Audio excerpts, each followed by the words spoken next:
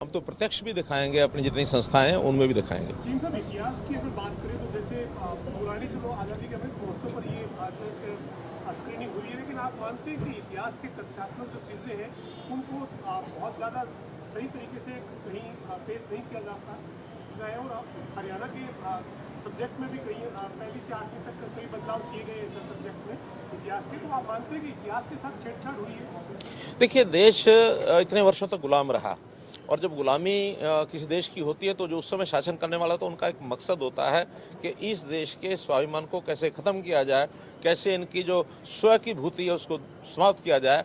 शिक्षा भी अपने ढंग से देते हैं। अंग्रेज़ों के समय में मैकाले की जो शिक्षा पद्धति थी, वास्तव में आज़ादी के बाद हमारे लोगों ने उसी को शुरू में अपनाया, लेकिन बाद में कुछ जागरूक जो नागरिक थे, जो हमारे इतिहासकार हैं, उन्होंने सबने कहा कि इन चीज़ों पर अध्ययन करना चाहिए। बहुत अध्ययन हो रहा है, बहुत संस्थाएं बनी हैं और उस इतिहास को खोज खोज के निकाला जा रहा है। जो उपयोगी चीज़ें हैं वो सब पाठ्यक्रम में पहले भी लाई जा रही हैं, आगे भी ये क्रम निरंतर लगातार जारी रहेगा, जिससे हमारे देश का यानी एक प्रकार का स्वराज जिसको कहते हैं, उस स्वराज में हमारी संस्कृति क्या है, हमारा धर्म क्या है, हमारी भाषा क्या है, क्योंकि भाषा का भी जो प्राचीन भाषा है उसके आधार पर भी हम अपने ऐसे अनसंग हीरोज़ को भी जान सकेंगे, अपने इतिहास को भी जान सकेंगे। तो ये चीज़ें देश के लिए बहुत अतीत में जाकर के और भविष्य का निर्माण करने के लिए बहुत आवश्यक है। चंडी मंदिर आप सुबह गए, जानकारी हमें मिली कि पहले श्राइन बोर्ड के अंदर नहीं आता था, पुराना प्राचीन मंदिर था, आगे किस तरह से वहाँ विस्तार हो रहा है और किस तरह से श्राइन बोर्ड ने भी अपने कंट्रोल में लिया है? माता मनसा देवी श्राइन बोर्ड में अब वो चंडी मंदिर आ चुका है। उसकी जो भी मंदिर की गतिविधियां हैं अब उसी श्राइन बोर्ड के माध्यम से चलती हैं और बहुत अच्छे सुचारू ढंग से चलने लग गई हैं। मैं तो उस पर पहली बार गया हूं, लेकिन पिछले 3 वर्षों से अब वहाँ नवरात्रों का ये जो कार्यक्रम है, माता की जो पूजा है, वो सारी विधिवत ढंग से होती है और वहाँ जिस भी प्रकार की कोई कमियां होंगी उसको दूर करेंगे और अच्छा यात्रियों के लिए यानी तीर्थ यात्रियों के लिए उसको और अच्छा श्रेष्ठ बनाया जाएगा, ताकि उस मंदिर की पुरानी एक जो परंपरा है, चंडी मंदिर वास्तव में वो है। इससे भी एक प्राचीन मंदिर और है, चंडीवास मंदिर, बहुत इंटीरियर में जाकर के गांव में है। हमने आज उसकी भी चर्चा की है। तो वास्तव में ये जिसके नाम पर चंडीगढ़ ये शहर बसाया गया है, ये जो चंडी का एरिया है, चंडी माता का एरिया, ये इसी क्षेत्र में है। इनकी मान्यता, इसको विकसित करेंगे। रखा जा रहा है और ऐलान हो गया, प्राइम मिनिस्टर ने ऐलान किया है, कल रखा जाएगा जो शहीद।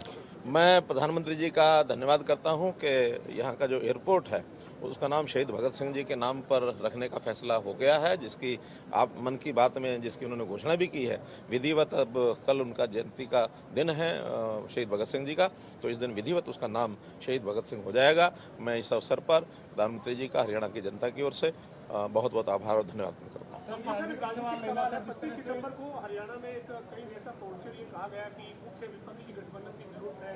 फतेहाबाद में आयोजित की इंडियन नेशनल अफजल की रैली थी। सर, आप क्या मानते हैं कि किसी तरह के देश में इस तरह के मोर्चे की? अरे मानना क्या है, ये कोई आज की बात है? ये इस जो कोई फिसड्डी लोग रह जाते हैं, जो निराश होते हैं, ऐसे सब पार्टियां मिल करके कब से तीसरे मोर्चे की बात करती हैं। तीसरा भी मोर्चा नहीं आता, कोई दूसरा नहीं आता। अब तो देश के ऊपर प्रधानमंत्री नरेंद्र मोदी जी के नेतृत्व में भारतीय जनता पार्टी की स्थायी रूप से लंबे समय तक सरकार चलेगी। सब लोग निश्चिंत हैं और जनता भी सारी चीज़ों को समझती है। जनता अब ये थर्ड फोर्स, सेकंड फोर्स, इसके ऊपर कहीं ध्यान नहीं देने वाली है।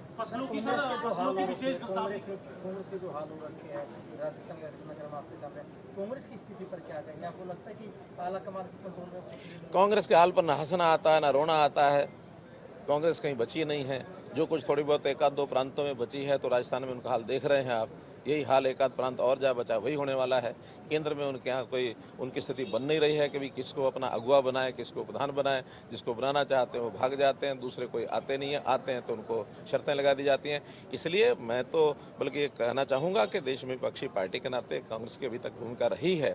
थोड़ा अगर बची रहेगी तो विपक्षी भूमिका कम से कम निभाती रहेगी। आज उससे भी चले गए। फसलों की विशेष गिरदावरी के आदेश आपने दिए थे, अब हमने देखा अखबारों के अंदर अलग अलग जगह कितना खराबा हुआ है, तस्वीरें आ रही हैं, बिल्कुल फसलें लेती हुई हैं फरीदाबाद के। मैं उसकी पहले बता चुका हूं कि हम निश्चित रूप से किसानों की इस चिंता के साथ उनके साथ खड़े हैं और जो स्पेशल गिरदावरी है उसके आदेश हो चुके हैं। जहां जहां नुकसान हुआ है अगले 2-3 दिनों में फसल कटने से पहले ही उनकी सब गिरदावरी हो जाएगी और जो भी नुकसान हुआ है उसका सरकार जो है उसका निर्धारित समय में उनको मुआवजा मिल जाए, बहुत इंतजार में तुरंत गिरदावरी होने के बाद। की हड़ताल खत्म हो गई, पुरानी तरह से खरीद का फैसला किया है, समय से जो खरीद है वो शुरू होगी सर हरियाणा। हाँ, निश्चित रूप से, क्योंकि उन्होंने अपनी हड़ताल समाप्त की है। मैं उनका आभारी हूँ कि उन्होंने किसान के हित में भी और अपने हित में भी प्रदेश में भी एक ठीक वातावरण बना रहे। उनकी जितनी बातें थी उसमें से कुछ बातें हमने मान ली हैं, कुछ बातें हमारे हाथ में नहीं है, वो केंद्र सरकार के हाथ में। हमने पत्र भी लिखा है और उस पत्र के माध्यम से कहा है कि इनकी जो कमीशन है, आड़त है, उसमें एनुअल कुछ इंक्रीज देने का अगर सरकार बनाती है तो वो ठीक रहेगा। ऐसा हमने पत्र लिखा, उनको बता भी दिया।